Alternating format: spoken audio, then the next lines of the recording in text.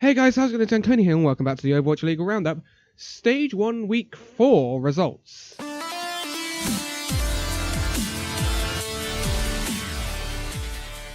So, this was a very crucial week in the Overwatch League for its Stage 1 playoffs, and some teams have really settled down into the meta right now, and one team in particular has been told to sit down. We'll get onto that in a minute. Anyway, we'll start off going straight into the results here. First up, we had the Atlanta Reign taking on the Los Angeles Gladiators. Atlanta Reign were coming into this after a big win over Paris last week. Gladiators having problems in the meta. But what was interesting about this game is I think this was the Gladiators finally finding their feet. They looked like they'd worked it out. They 4-0 Atlanta. I mean, that is ridiculously unexpected. Atlanta looked really good last week. And it's, yes, a bad loss for Atlanta. It's not a devastating loss for Atlanta. They are still well within playoff grasp. It was a crucial win for Gladiators. They needed to win. They had to get that win. So, big win for the Gladiators, but big plus for the Gladiators, they found their feet in goats. The only problem is, they might not be playing much goats from now on, because, like, there may be a new meta in a month's time. Who knows? Anyway, moving on. LA Valiant still winless up against the Philadelphia Fusion. Philadelphia Fusion, again, another one of those teams. It's a bit up and down. They looked really, really good in the first week, and in the second week it kind of imploded. Fusion win this one. Narrowly, 3-2. Again, LA Valiant. What do we do with you? Choking. A heck of a lot. It's a difficult time for the Valiant right now. They get into really good positions and really good situations, and they seem to choke. And then they lose the crucial fight, which loses them the match. Which ultimately means they are where they are. With Valiant, it's not their meta right now. Nor is it Fusion's. Fusion are just playing the meta better than Valiant are. In terms of the Stage 2, Valiant really need a new meta. They just need a refresh. They need something different. Because it's really not working. Moving on, we have the Toronto Defiant taking on the Chengdu Hunters. Chengdu Hunters are now settling to where I expected them to be. They are a chaotic team. You do not know what they're going to run. They are all over the place. But somehow, that gets them wins every now and then. But it doesn't against Toronto. Toronto are looking very good on that GOATS comp. And they're actually looking above where I thought they would be. Toronto were a very weird team because we didn't really know. They were one of the biggest grey areas for me coming into the league is Toronto. What would they do? How would they perform? On GOATS, they certainly look like a playoffs team. On other metas, we remain to see. So, that was the first batch of fixtures. This week there are a few less fixtures to go through, so moving on, we have the Paris Eternal taking on the Vancouver Titans. Now, this begins a very difficult week for Paris. Vancouver obviously have not lost, and still haven't lost, believe it or not. They 4-0 Paris. I mean, that's 2 4-0 losses in a row for Paris. Basically, last week, and early on this week, they have been told to sit down, basically. Vancouver, they didn't even really need the clutch plays. Paris didn't play badly, don't get me wrong. They played better than they did against Atlanta. But Vancouver are just too good. And I really, really want to see Vancouver taking on New York Excelsior. I really want to see that. And I hope we get it in the stage playoffs. Talking of New York Excelsior up next up against the San Francisco Shock.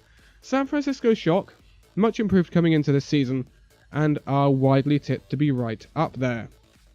New York Excelsior, I don't think anyone expected New York Excelsior not to be up there, and if they did, What you been smoking, bud? New York Excelsior do get the win over San Francisco Shock. I did have a feeling that Shock were not quite ready to tussle big time with the big boys, but they get 4-0'd by Excelsior, which is a shock. I mean, it's difficult. Shock have they've gone up against Vancouver and Excelsior.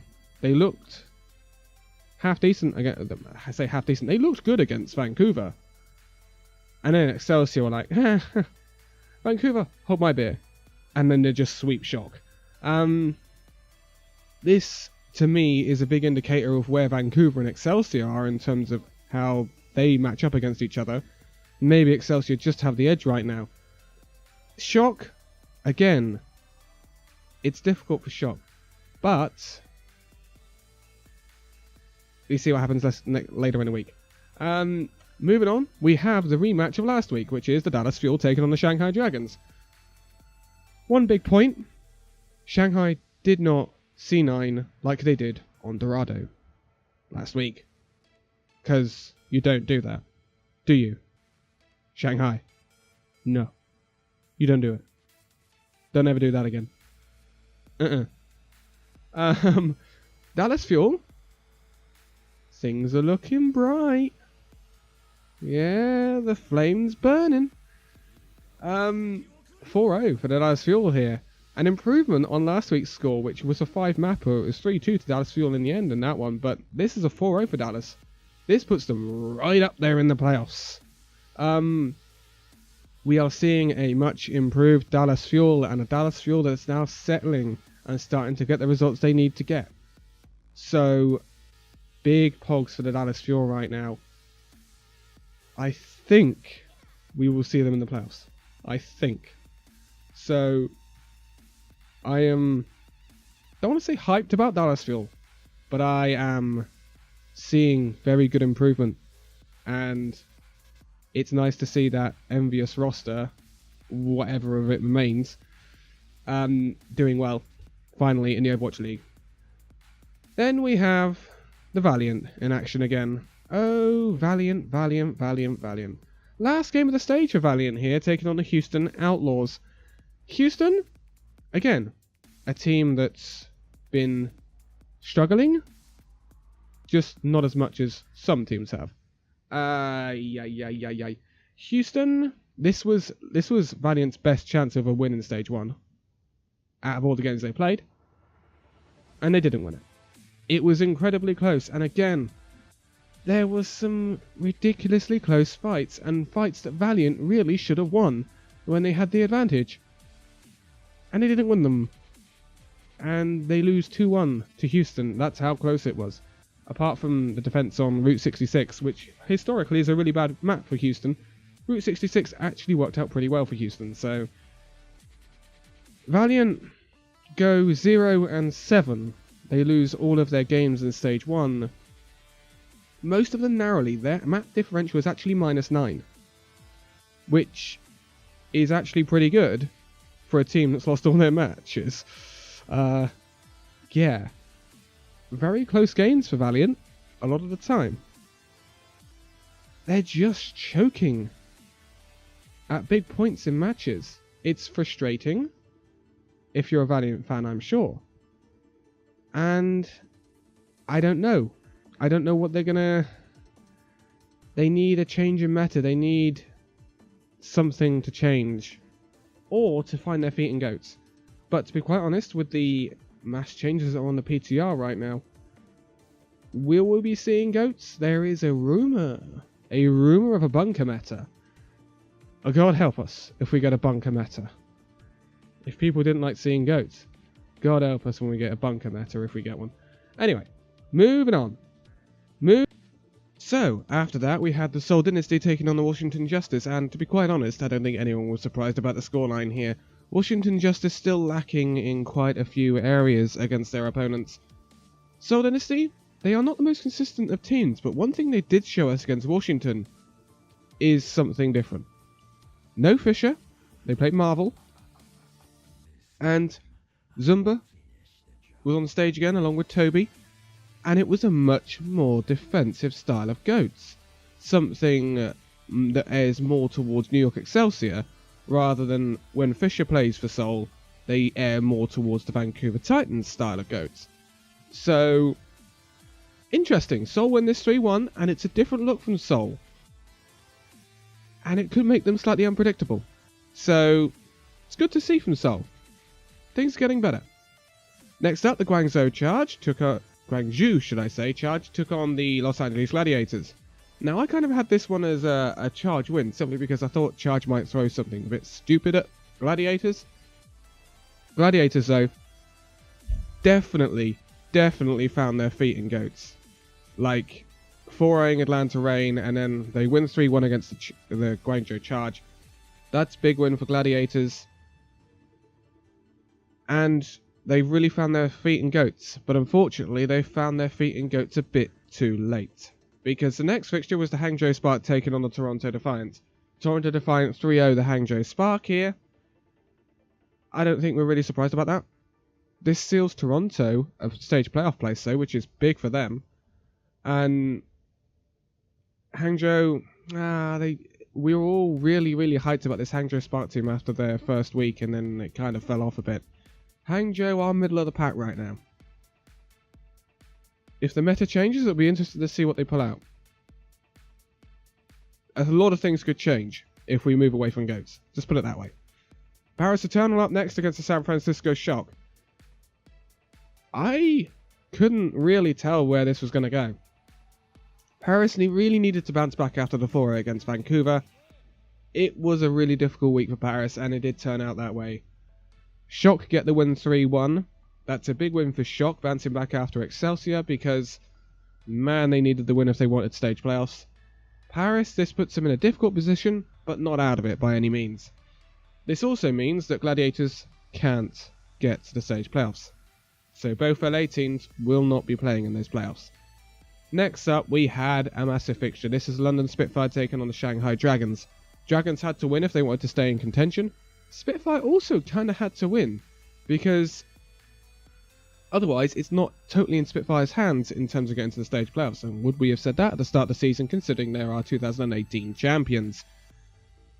They lose, Spitfire. They lose 3-2 to the Shanghai Dragons. This is possibly one of the weirdest games I've ever seen in the Overwatch League. Spitfire win the first map and then get dominated on King's Row. Then Spitfire dominate Dragons on Anubis. And then Dragons dominate Spitfire on Route 66. And yes. Spitfire C9'd on Route 66. Ultimately, the momentum shift from Ding backcapping that payload on the second point of Route 66, I think that lost Spitfire this match. I think Spitfire lost this match off the back of that C9. It's terrible. It was absolutely atrocious on Route 66 from Spitfire.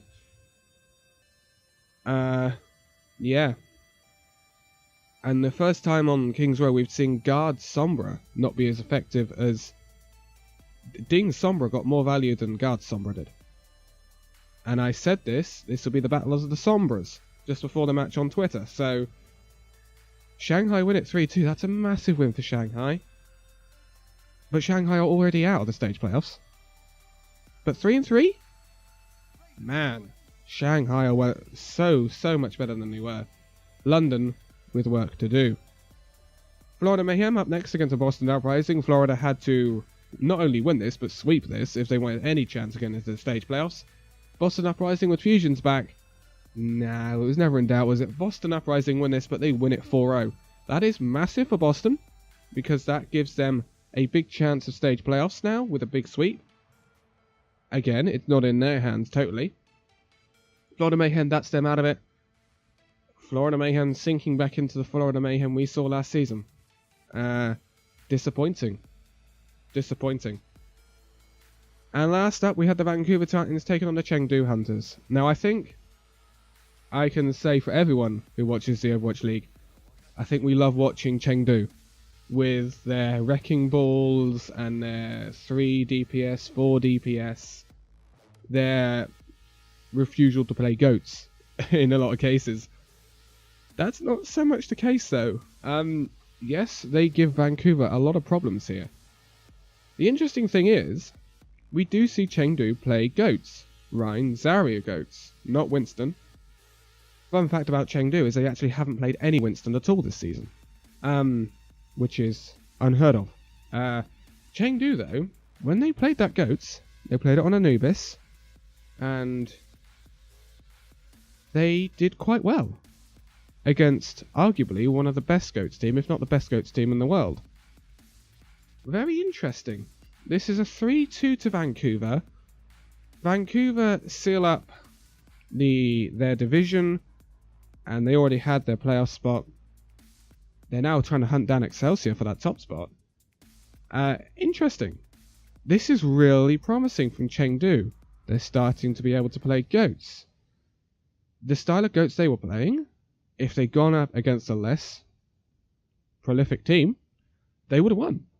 So, promising stuff from Chengdu. Very promising. And going into next week, you know, Chengdu play Atlanta Reign, so I don't know. It's a big test for Chengdu next week. But we're going to round this off by looking at our standings, as always. And our standings are starting to take shape. But it is also very close around those final few playoff spots. So, at the top of the standings, already qualified, we have the New York Excelsior. No surprises there. 7-0, they have finished their stage with a perfect record. Second, we have Vancouver.